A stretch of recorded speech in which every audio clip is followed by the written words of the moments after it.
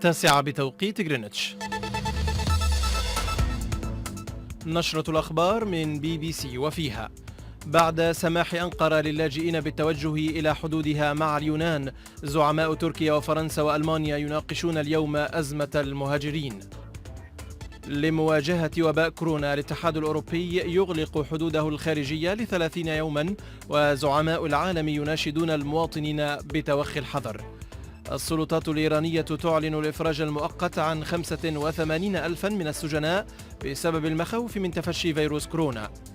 بحوث مكثفة في الولايات المتحدة وإسبانيا للتوصل إلى علاج لكورونا يقلل من رد فعل الأجهزة المناعية أو فترة حضانة الفيروس.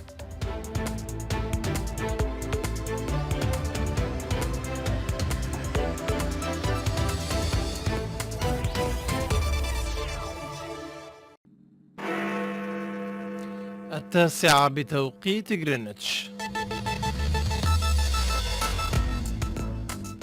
نشرة الأخبار من BBC وفيها: بعد سماح أنقرة للاجئين بالتوجه إلى حدودها مع اليونان، زعماء تركيا وفرنسا وألمانيا يناقشون اليوم أزمة المهاجرين.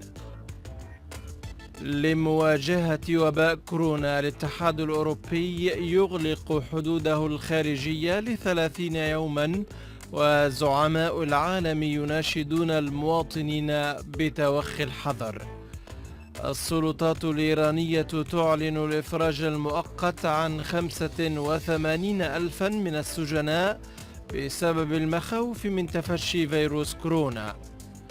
بحوث مكثفة في الولايات المتحدة وإسبانيا للتوصل إلى علاج لكورونا يقلل من رد فعل الأجهزة المناعية أو فترة حضانة الفيروس.